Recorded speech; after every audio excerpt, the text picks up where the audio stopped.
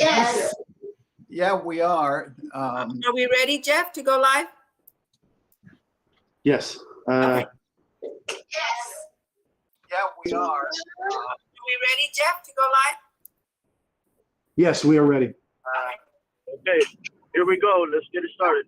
We're going to reconvene in earlier meeting today to We are ready. talk about the situation that we have because of the weather. Okay.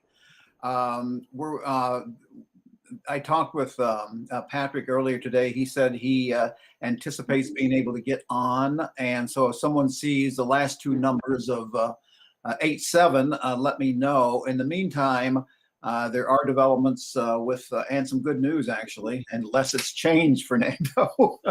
The good news as far as some of the, in Maine, lift stations. But Fernando, you want to fill us in on what's happening with you? Yeah, we've been getting power on most of our lift stations. We got about 11 of them that have come back online.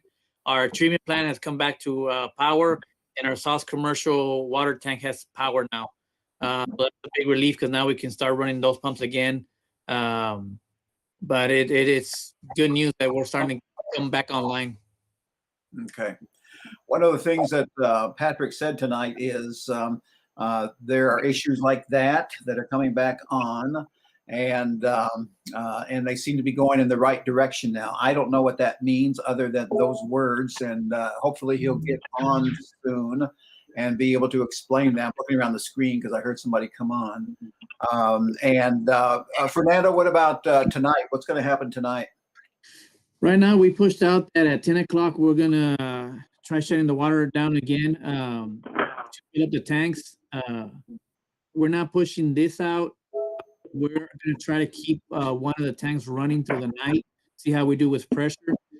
Staff has set up 3 different pressure gauges throughout town so that we can measure pressure in the morning, we'll review that, and try to pinpoint if we have any leaks or in what areas we get lower pressure so we can move all the sensors to that location and try to pinpoint a leak.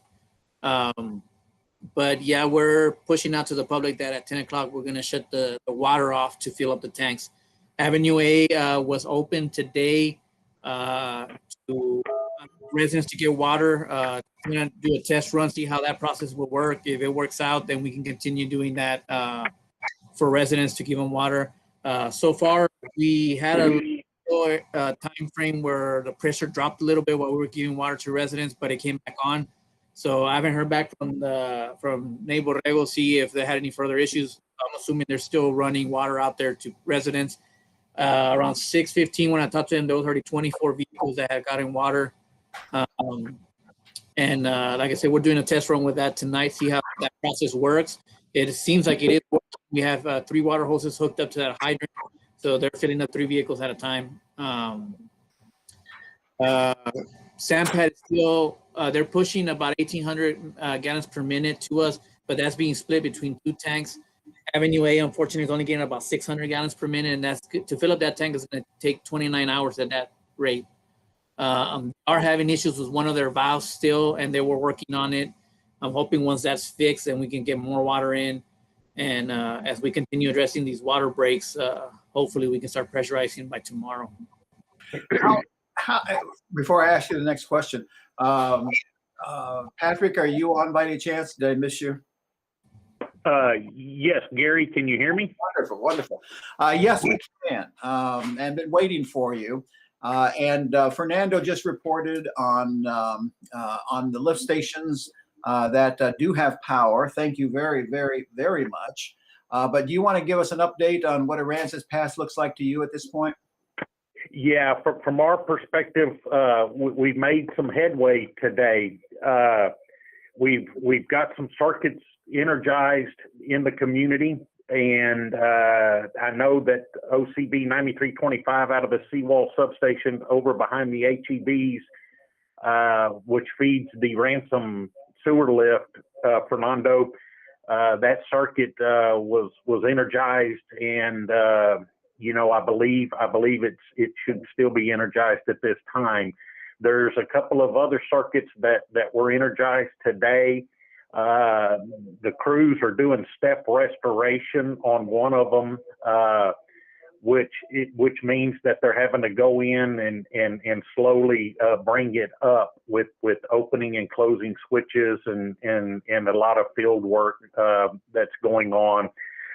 Basically, we've got Seawall Substation has got 3 circuit breakers, and they all are energized at this time. Now, this doesn't mean that there's not isolated issues out there with individual transformer kind of outages and things that line fuses that might be open. But the good thing is the majority of the circuit is energized. So that's real good. So we got all 3 of them on. Out of the Aransas Pass sub, 1, 2, 3, 4, 5, 6, which is the substation over by the Whataburger, we've got 7 of them circuits that are energized, and there's 2 of them that they're still working on. So we've made some headway today. This is with the caveat that all of this load is subject to be called for load shed again. We've received some information from ERCOT because of the temperatures tonight that there's a possibility that they will ask for AEP Texas to shed some load because of the constraints that are still on the grid. It's a supply and demand type of a scenario. So we are subject to load being called at some point in time throughout the night or early in the morning. What we tried to do today was we wanted to get some of these circuits back on for the people that had been out the longest, and trying to give them some type of a relief, to be able to do some things. So we're just continuing to work through this process as we move forward. So when you say shed, Patrick, I'm assuming you mean what you turn on, you may have to turn off depending on what ERCOT demands. Am I correct on that? Yeah, well, it's a load. It's a case by case from a load request from ERCOT. So it just depends. If they request so much load, well, then there's a possibility that these are subject to for load shed at some point in time. Now, everybody probably understands this except me, but how much of the city is still without power, or can you say that? Do you know that? Well, I only know from the circuitry that we have energized, the part of that equation that we're not aware of at this point in time. Well, we're aware of it, but we've got pages and pages and pages of individual trouble calls that are out there, which may be overloaded transformers and things of that nature.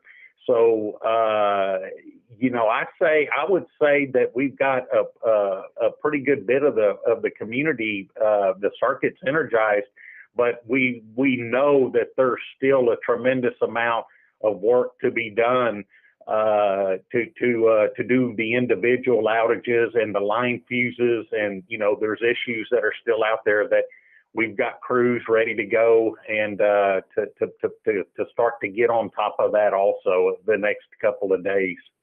I say this for selfish reasons, but instead of shedding anything here in Aransas Pass, could it be someone else's turn to do that instead of us? Well, the thought process was to bring the people on that had been out the longest.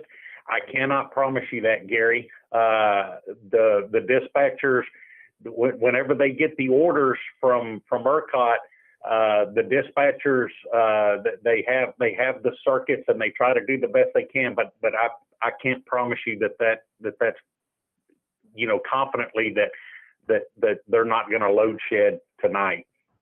When people ask us, okay, how long can we expect this to go on? I'm talking about power. Are we talking, and maybe an unfair question, I don't know, are we talking a few hours, a few days, a few weeks, or is even a few weeks a possibility for us?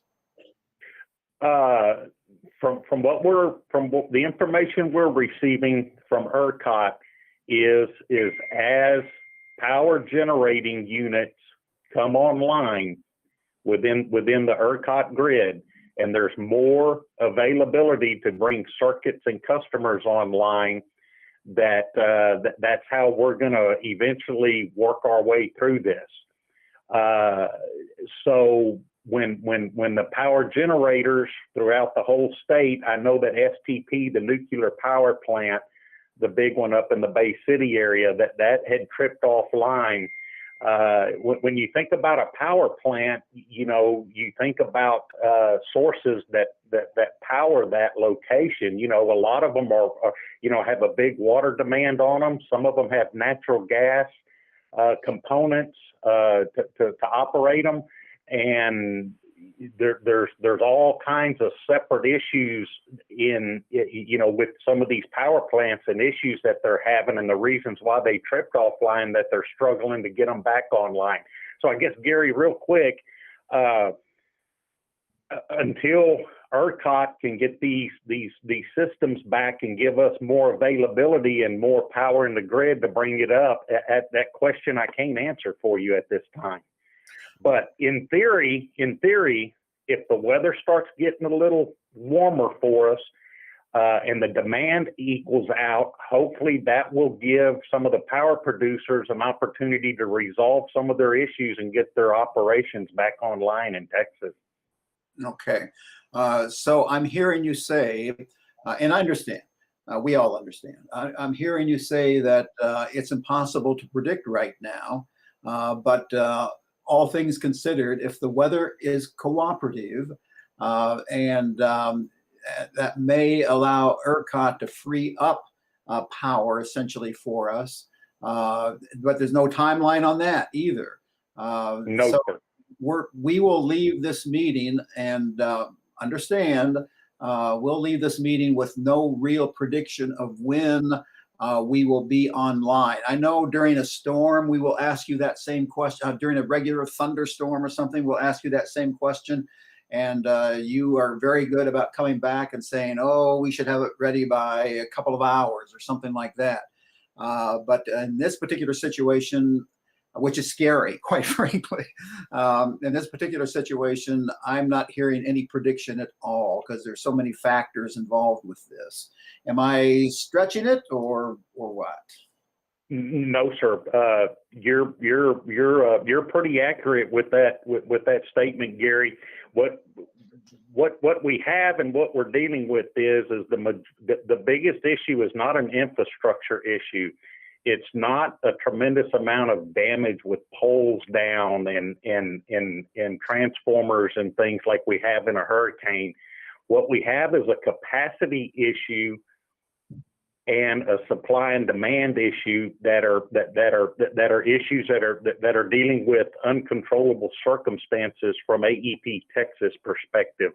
It has a lot to do with the weather, and it has a lot to do with ERCOT, who controls the power grid, and they have to get them power plants online so we can get these systems back up and stabilized and running.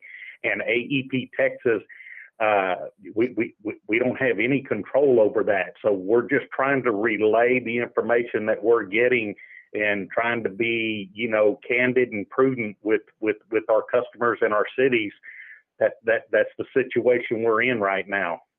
And I know I've heard Eric say that in earlier meetings that you're very visible in the community. I'm talking about AEP, very Yes, visible sir. in the community and very active in the community as far as a presence here and trying to address the issue, the issues, plural. Any final words you want to leave with us, and any questions from any of our people? We have a number of people in this particular meeting, but any final words for us before we go to a couple of questions? If you've got a couple of minutes for us, Patrick. Sure. I just want to say we had a good day overall. We were able to bring some circuits back online. We did get some neighborhoods back, some people that have been struggling.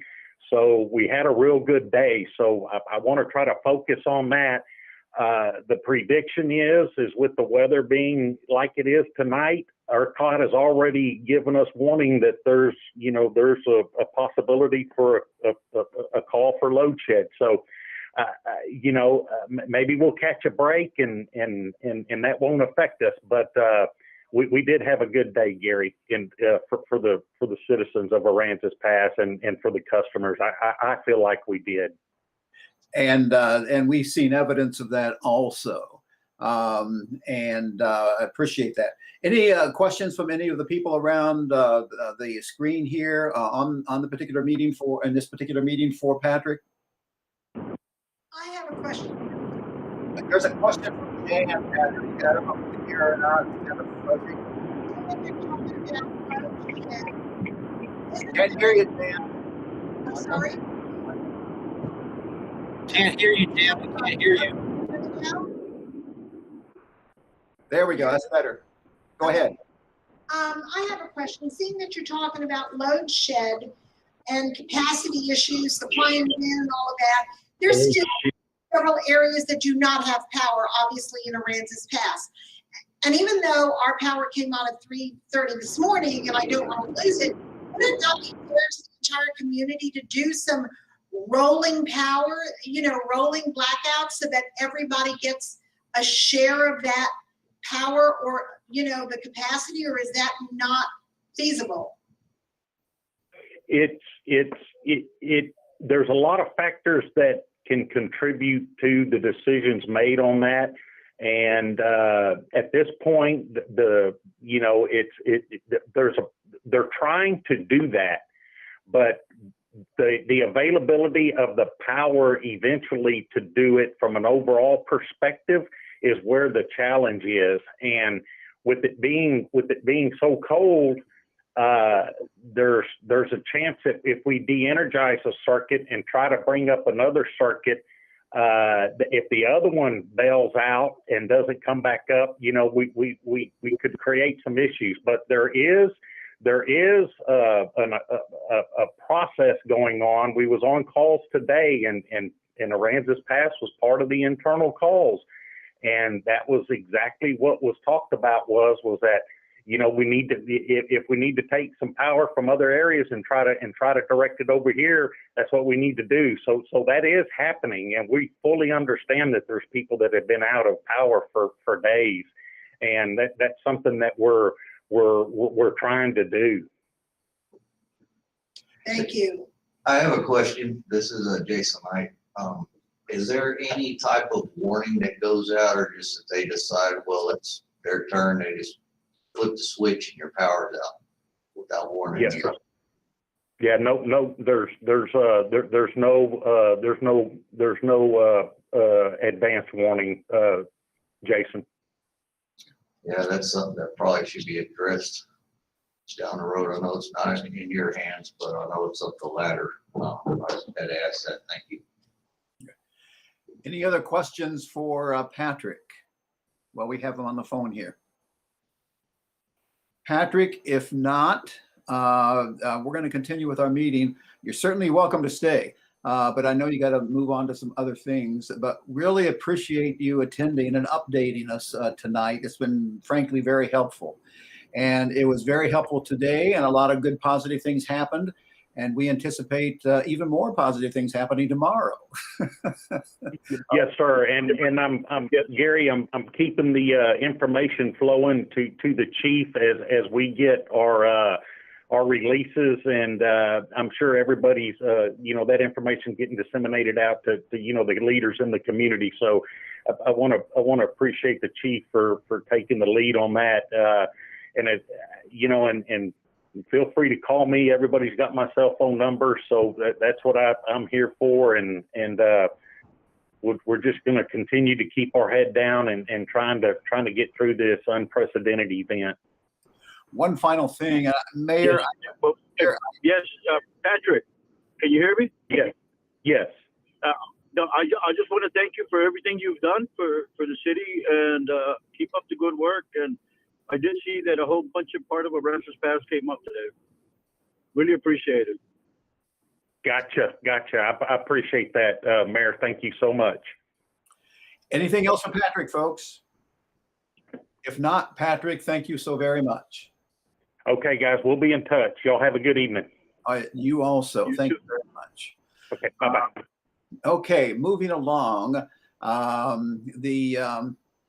Anything from the council members up there as far as what you've heard so far from Fernando or Patrick?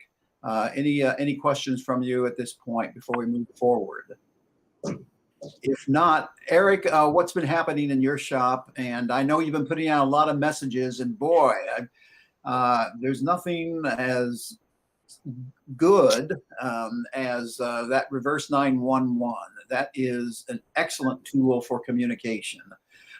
Is that hit? I know you got to sign up for it. So only the people who are, this is a good reason people should be signing up for it, actually. The more people sign up for it, the more they'll be getting their messages on issues like this. But what's been happening in your shop, and what have you been putting out?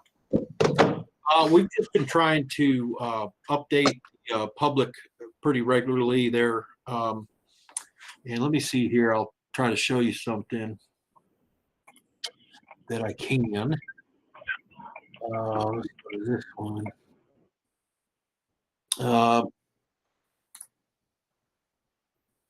See if that shows up on my deal there. It might be small for other viewers, but Gary, can you see the winter updates here? Yes, I can. Yes. Okay.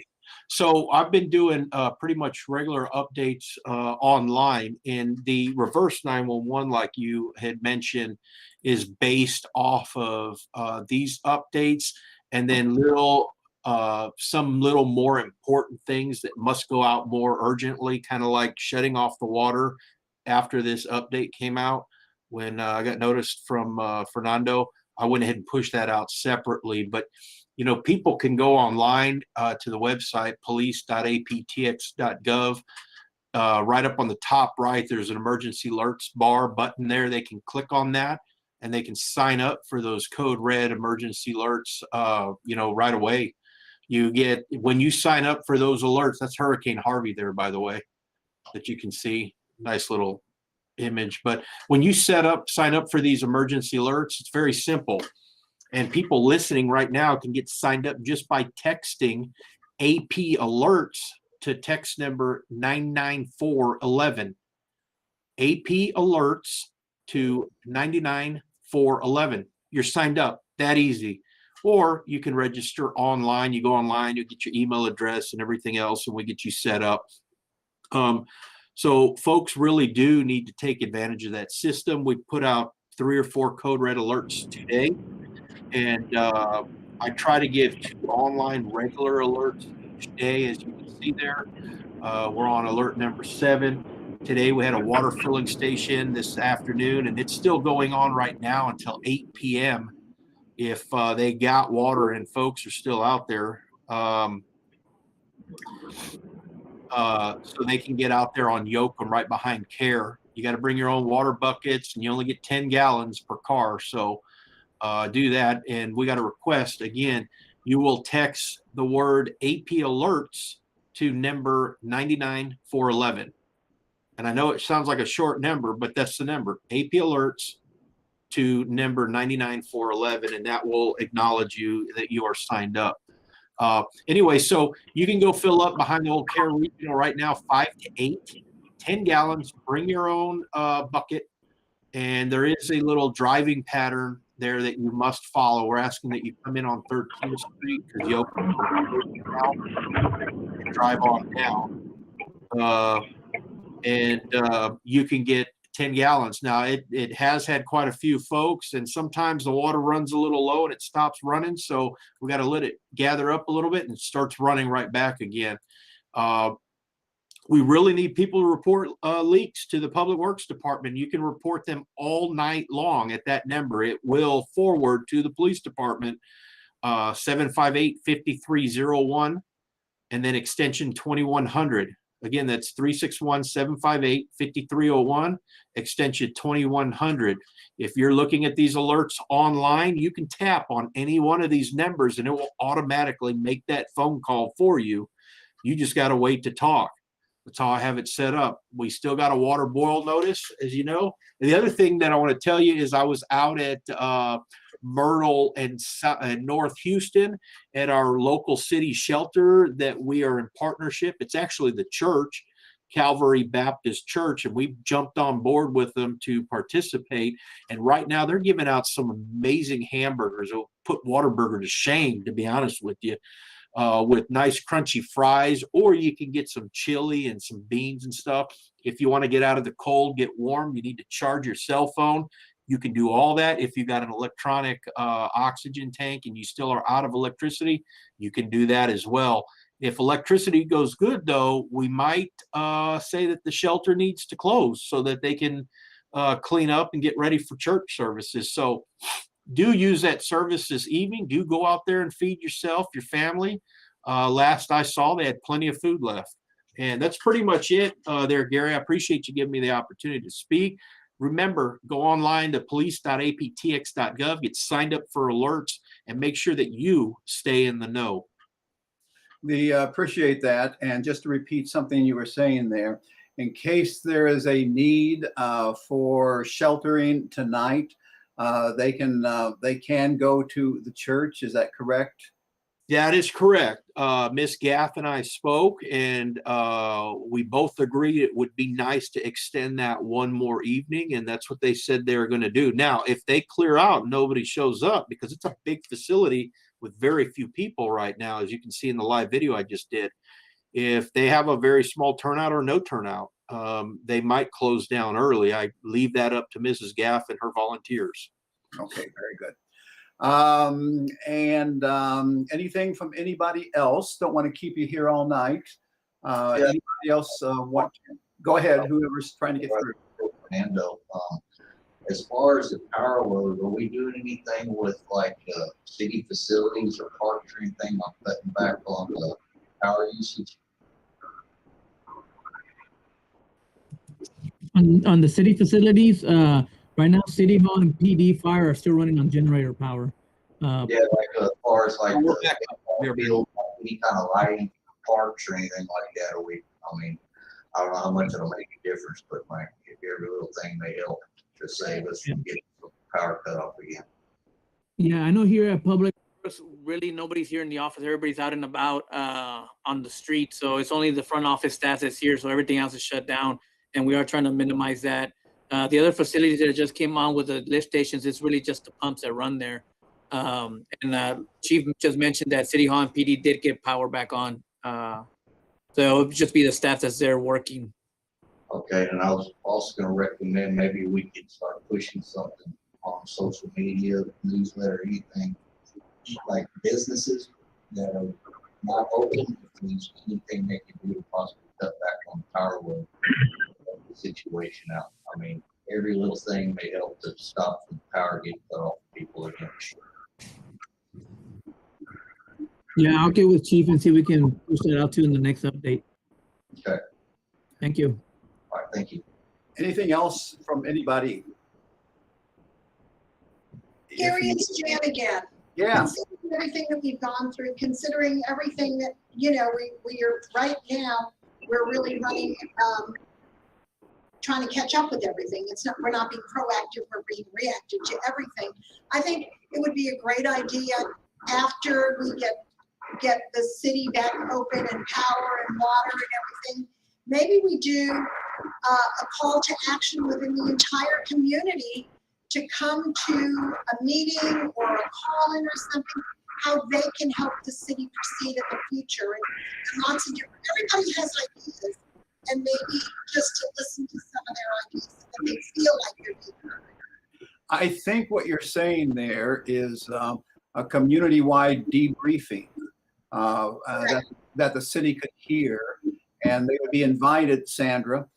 They could be invited through the utility bills and through a quick invitation, and that is something we could look at as far as hearing from them. It can be either in writing or in person, and hearing what people can suggest as far as ways to improve. I think that's a good, as usual, I think that's a good idea. Appreciate that. So I'll talk with Sandra about it and see where we go from here.